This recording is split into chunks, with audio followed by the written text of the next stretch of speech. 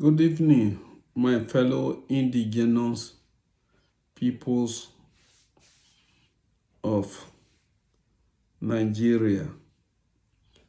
We are supposed to be the owner of the country, but we are now strangers.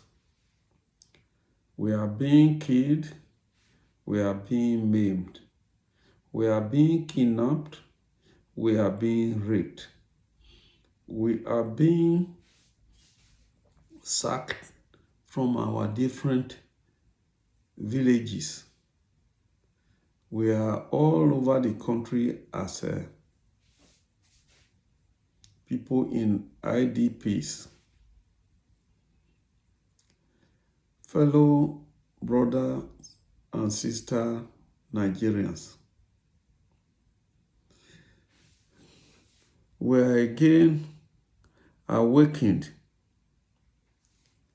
by the volume of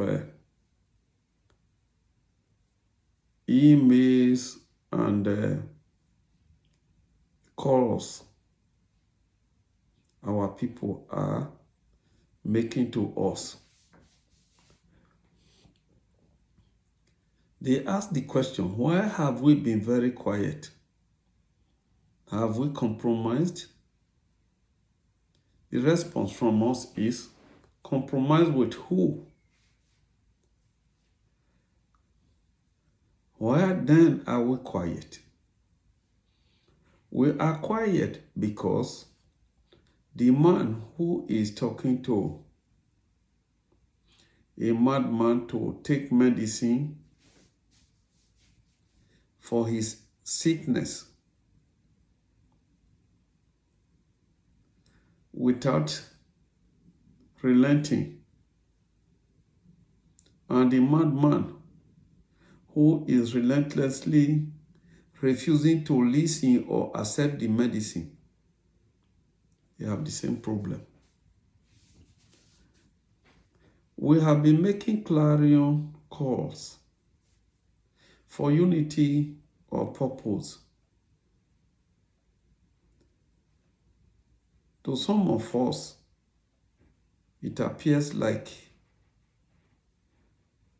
people are not willing to come together. And that is the only solution that can help the entire country. We are not calling for disintegration of the country. If anything at all, there should be a country before you can disintegrate.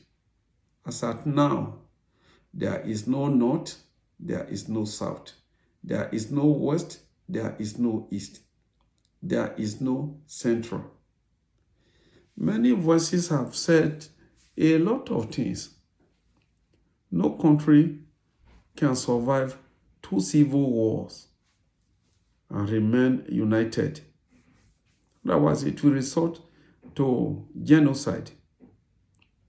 We have witnessed a lot of countries that have no control, but everything is killing. But we must say that Nigeria, owned by the indigenous peoples, has not gotten to that level. We still have the territory, even though the infidels are importing more of their kinsmen into the country. So, for us to address the territory we still regard as Nigeria, for us to address the people within it, we must have a very good reason, or rather, we must have very good reasons to sound their opinion, whether or whether not they are ready to listen. Let us look at it. Nigeria was divided into 6 zones. 2 or 3, 2 in particular, northwest and northeast, have adopted Sharia law. And this is a country that is secular in nature, which means they have decided what they want to practice. When people ask, why do you play the old national anthem? We tell them that the old national anthem represented the true position of the then Nigeria. Though tongue and tribe may differ, in brotherhood we stand. But are we applying that by now? The answer is no. Let us quickly run through the reason why we are responding. It is about the security. Prior to this uncontrollable situation, Nigerians cannot say they didn't know who were responsible for the emergence of this security problem. Let us look at certain areas. They talk of hate laws. There's nothing like hate law. When you speak the truth, they tag it as hate law. Let us look at some few points. We will not go too far away. We will want to listen to a few voices. And it goes this way. My brother, I tell you, say, the thing where Nigeria don't get into, I think it's even worse than Afghanistan. And it be like, say, the government, where they on top, they also be part of the thing where they happen to us, because they know the talk. And I keep saying, say, look, if government show, say, it get power to stop Igboho and stop Nnamdi Kanu, why government don't get power to stop bandits when they say they kill us here? And they don't. Okay, that is the governor of Benue State. The Honorable Gentleman, His Excellency, Governor Sam Otom. Let's listen to another voice. I'm from Katsina, where the president comes from. Before this government came, we did not know what IDPs look like. Now a third of my state, the president's state, is under siege by bandits. Our capital city is filling up with IDPs. We never saw that. The president doesn't call to commiserate with us, doesn't speak about banditry. Listen to him. Each time he talks about insecurity, he talks about Boko Haram. Banditry is more difficult and more lethal to this country than Boko Haram. And I'll tell you. That is Dr. Amadou Shehu. Let's listen to more. We have a confession that the media has not given appropriate attention. Kawu Baraje Alhaji was a leading chieftain of the APC, and he has confessed that they imported the foreign mercenaries who have become bandits. He has confessed. How much more evidence do you need? He has confessed that they imported them for the elections.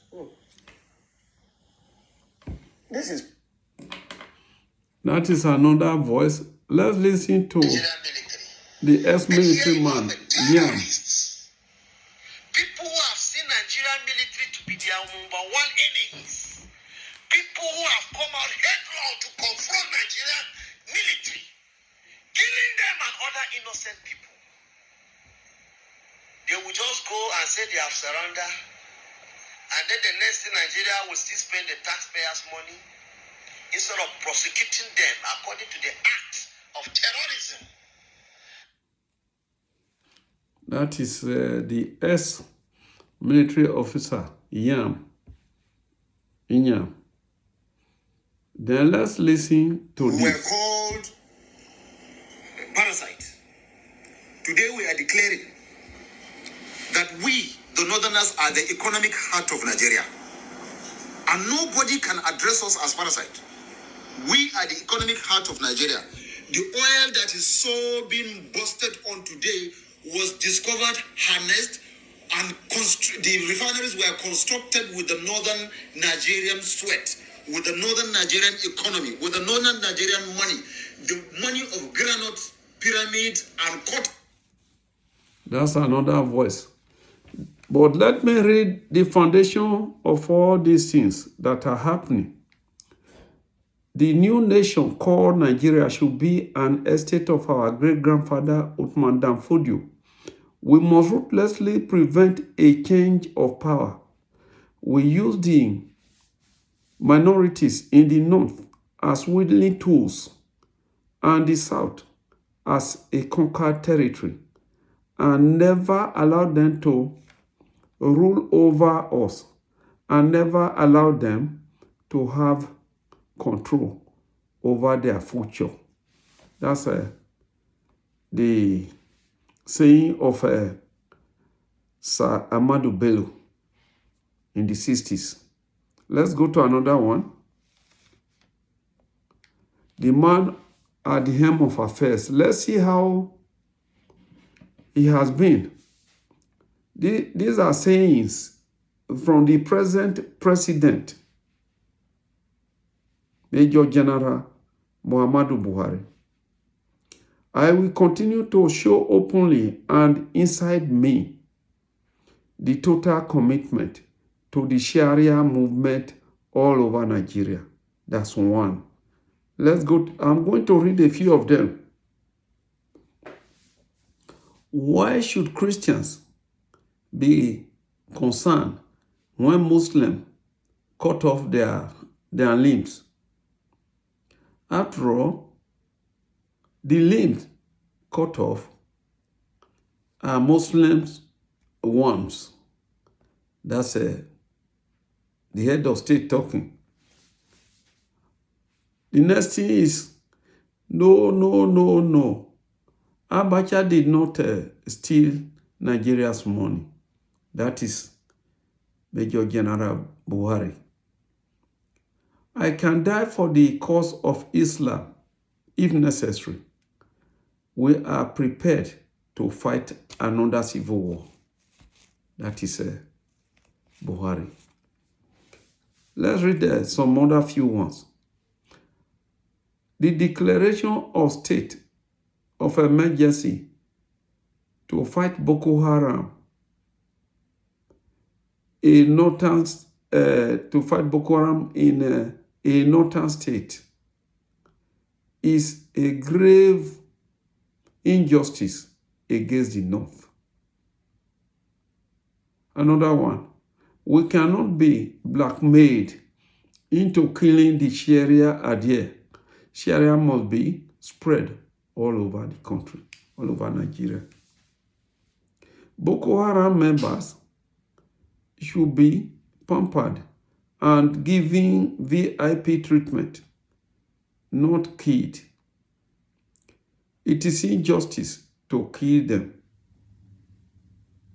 Muslims should only vote for those who will promote Islam. We are more than the Christians if we add your Muslim brothers in the south. These are some of our present head of state's sayings. Then we go to one more person. Let us listen to the governor of Kaduna State. I just apply military force and we think we can resolve our insurgency. It's not going to happen. I've been in government. I've run a territory. And I know the amount of information I get, security reports that I get as minister. The president gets 50 times that. And I put it to you and I challenge anyone, including DGSSS, to this. The SSS know who these insurgents are. They are not ghosts. They know them. The president knows them. and they know what to.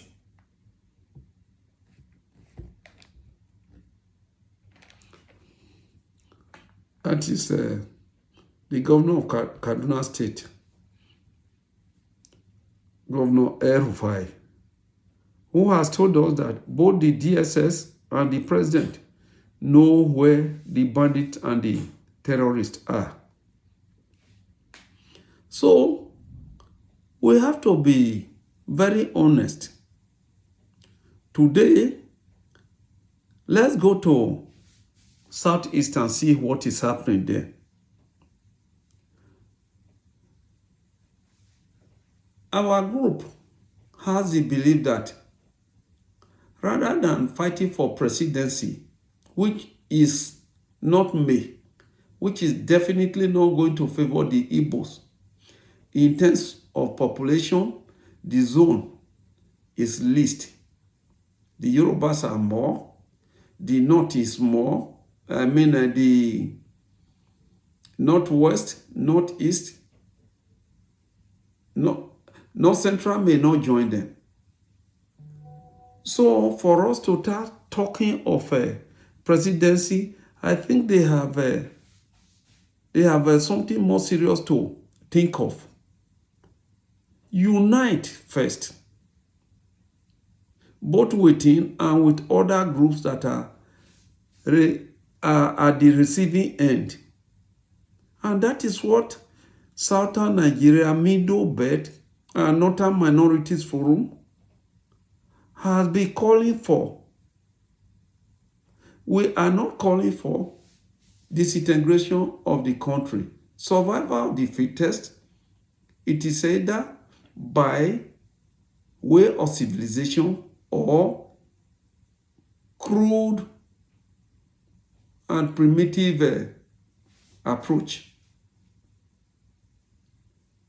In terms of civilization, you cannot tell me if Middle Belt, Southeast, South-South, and Southwest come together, they have any reason to be afraid. And these are the zones that are at the receiving end.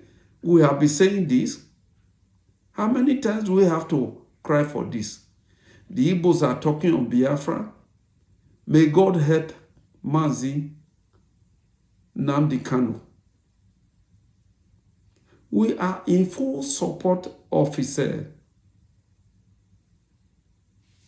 push, but to a limit where he's talking of disintegration or fighting as a Biafra country. That will not happen. When you say it, the Igbos get annoyed. The other one is South-South, where I am from. We talk of Avengers, we talk of this, we talk of that. Independent. And within South-South, you have many factions. The Edo man will tell you, himself and his Delta brother, they will form a country. Where are we heading to? Then you go to the Southwest. The Southwest will tell you they want to do the war nation. Who is screwing not into all of our heads? The Fulanis. It's like one lion chasing a herd of buffaloes. Whereas if they come together, they just kick it out of their way and begin to go after their business. Please, we are calling for the unity of purpose. Once more, let's take Southeast.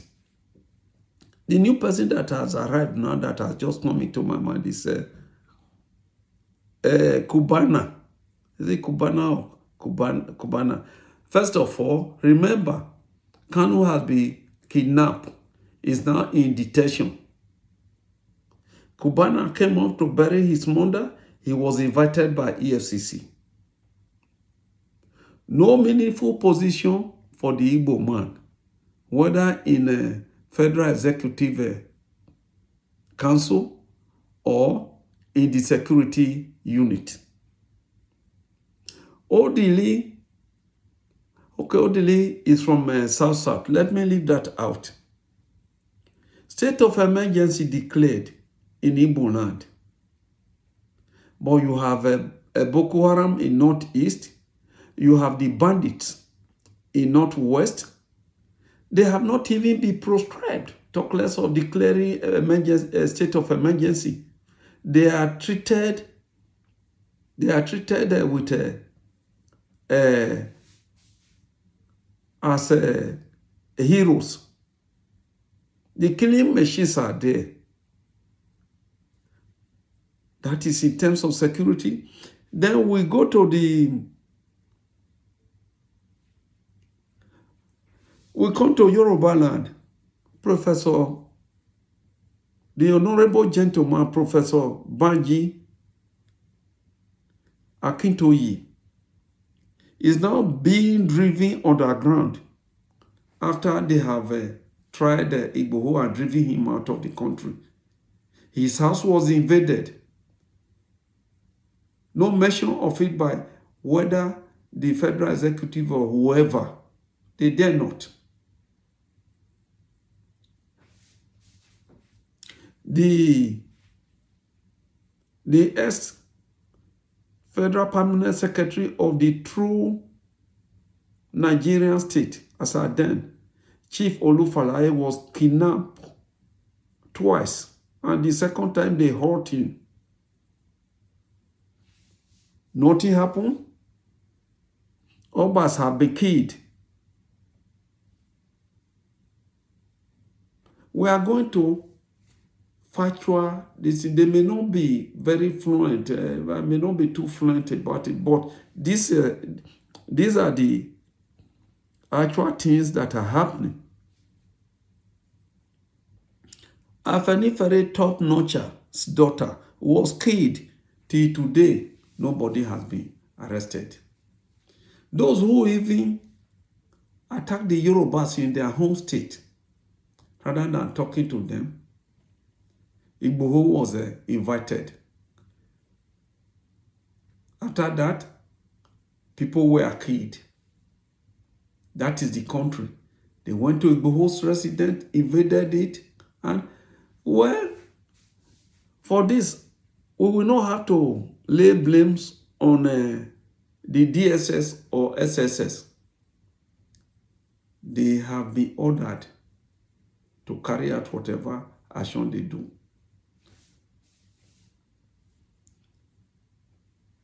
Okay?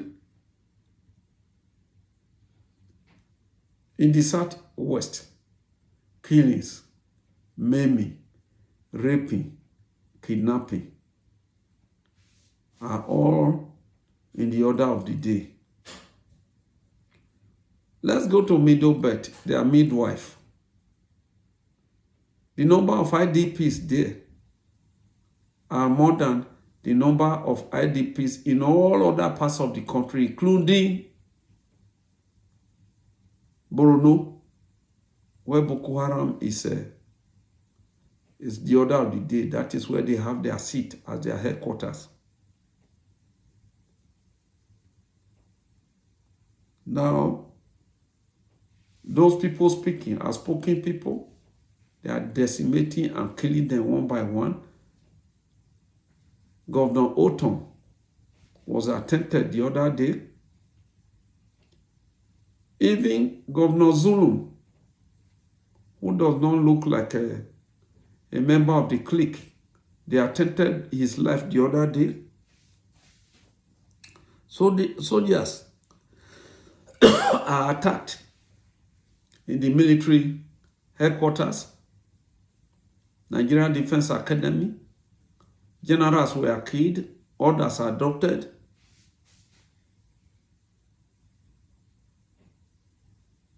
So we have a lot of problems in the country, and whoever raises voice to say this is the correct thing that should be done, that person is silenced.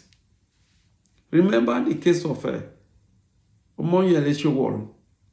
He's facing treason and treasonable felony. Igboho is not in the country, but treason and treasonable felony cases are waiting for him, just like Mazi Nnamdi Kanu. So what are we talking about? Come together and face the challenge. If it means facing it in a civilized manner, you do that. If not, and the Fulani say they want to kill us, we come together and fight back. The problem we have is not even with the north. It's not as strong in the north like we have in the south. With our moles who are ready to swim in their people's blood to clinch just more pittance of position, the Fulanis will give to them. Come together. That is what we are praying to the fourth zone. Southern Nigeria, Middle Belt, and northern minorities should come together and do the obvious. Than that, they will decimate our territory and capture everybody and subjugate us into practicing the type of Islamic practice they do either in Iran or the way the Fulanis here want it. They are not just fighting for politics alone. Know this. And people are already caving in, right, left, and center. They want to become the president. And those people should be selected by the Fulanis. We are here watching. So, the word is enough for the wise. Take this advice, come together. Our head of state, Obasanjo, has said it. Our laudable General T.Y. Danjuma has told you. Many other people like us have told you to come together. If you want to fight on individual basis, they will conquer you and take over what you were protecting. Please, especially the southwest and southeast, south. If we come together, we don't need to campaign to Middle Belt. They are just on the fence waiting. So we need to stretch our hands of friendship across to make things happen. God bless you. If you want Nigeria to remain, God bless you. And God bless the proposers. Thank you.